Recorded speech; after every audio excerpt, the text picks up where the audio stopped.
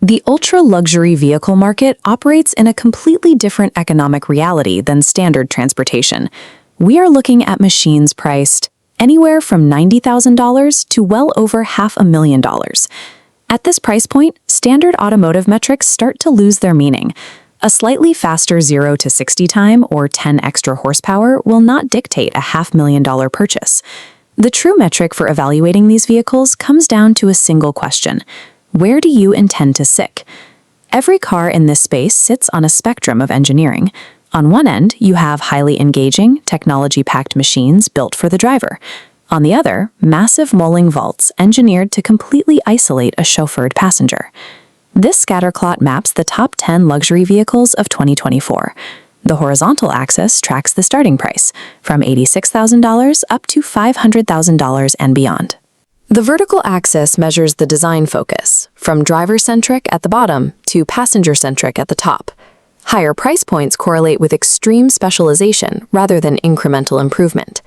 These vehicles form specific clusters: tech-focused driver cars in the lower left, massive SUVs holding the middle right, and dedicated chauffeur vehicles in the upper right. This means direct comparisons across these categories are useless. Trying to weigh the value of a driver-focused Bentley coupe against a chauffeur-ready Rolls-Royce Phantom is a false equivalency. They are built to do entirely different jobs. If you want to allocate capital efficiently in this market and avoid wasting hundreds of thousands of dollars, you have to stop looking for the absolute best car. You need to match the specific engineering philosophy of the vehicle to your daily lifestyle. We start at the sub-$100,000 mark with the executive daily drivers, focusing on the BMW 7 Series and the Audi 88. The primary investment here is in modern digital architecture. You are paying for heavy screen integration, like the dual touchscreen setup in the Audi A8, or the massive 31-inch 8K resolution theater screen dropping from the ceiling of the BMW. For the owner who drives themselves, this delivers a seamless, highly connected commute. These cars use 48-volt mild hybrid systems to smooth out power delivery, while leaning on advanced autonomous safety features to reduce traffic fatigue. But there is a sharp financial trade-off. This line graph illustrates luxury market depreciation curves. Notice the steep downward curve here. Heavy reliance on current digital technology causes rapid obsolescence, compared to the shallower depreciation of heritage-focused brands. If you are a pragmatist who wants cutting-edge tech for your daily commute, this is the optimal tier. You simply trade the old-world exclusivity of a $500,000 badge for maximum digital convenience. Next, we move up to the $200,000 plus tier to look at the apex SUVs, the Range Rover SV, the Mercedes-Maybach GLS, and the Rolls-Royce Cullinan. You are buying raw physical scale. These are massive footprints powered by V8 or V12 engines, pushing over 550 horsepower, wrapped around highly specialized rear cabins. That massive scale allows for hyper-specific physical customization. That means motorized club tables rising silently out of the center console in the Range Rover SV, or a set of retractable picnic seats deploying from the tailgate of the Cullinan. The result is unmatched road presence.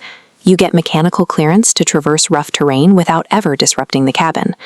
The laws of physics dictate the compromise. The inherently taller center of gravity required for that ground clearance prevents these SUVs from delivering the absolute perfectly flat ride quality you would get from a lower-riding flagship sedan. The Apex SUV serves as the ultimate compromise vehicle. It delivers high-profile status and bespoke luxury, while still providing the practical hauling capability required by a busy family. The exact opposite of that practical SUV is the two-door Grand Tourer and Super Coupe category, defined here by the Bentley Continental GT and the Rolls-Royce Spectre. The engineering brief here is completely selfish. These rely on massive powertrains and two-door architectures designed to push heavy luxury cars from 0 to 60 in under 4 seconds. But the philosophies driving them are splitting. This comparison matrix highlights the divide. On the left, heritage combustion, the Bentley offering a mechanical V8 or W12. On the right, the Rolls-Royce Spectre represents the EV Super Coupe, trading mechanical noise for instant torque and dead-silent cruising. In both cases, the outcome is pure, exhilarating driver engagement. Every dollar spent is directed strictly at the person holding the steering wheel. The trade-off is a severe lack of rear passenger space to entry, a $420,000 starting price, driven largely by the exclusivity of being an early EV adopter in the ultra-luxury space. These are aesthetic statement pieces. They are strictly for the owner-driver and are completely unsuited for anyone whose priority involves entertaining clients or working in the back seat. Finally, we reach the absolute pinnacle of passenger-focused design, the Chauffeur Kings. This tier is ruled by the Bentley Flying Spur, the Maybach S-Class, and the Rolls-Royce Phantom Series 2. The engineering inputs here are built around isolation. You are paying for extended wheelbases yielding massive legroom, heavy acoustic dampening, and bespoke amenities like refrigerated champagne compartments. The Phantom Series 2 takes this to the extreme limit. It integrates Level 2 autonomous driving assist, specifically calibrated to smooth out the steering and braking for the ultimate passenger ride quality. The outcome is a complete severing of ties with the outside world. It turns the rear into an unparalleled mobile office and relaxation space. But this creates the ultimate physical and financial trade-off. These extended wheelbases make the cars inherently cumbersome to pilot yourself. The true value of a $500,000 investment here is locked away, unless you also incur the ongoing expense of a full-time chauffeur. Ultimately, this tier represents a deliberate investment in total mechanical detachment. To allocate capital effectively, we have to stop evaluating the cars and start evaluating your use case. This flowchart maps out the actual decision process. The primary node is the most important question. Will you drive the car yourself? If you answer yes, you follow this path to the next variable, your need for space. If you need to haul family or clients, the Range Rover SV and Audi A8 emerge.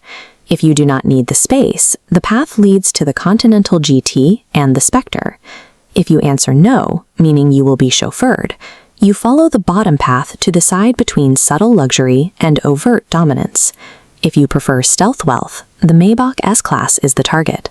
For the ultimate status statement, the tree points directly to the Phantom and the Cullinan.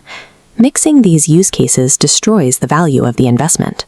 Buying a Phantom as a driving enthusiast will feel like steering a heavy boat, just as a Continental GT fails completely if you need a mobile lounge. For the owner-driver, the paths are clear.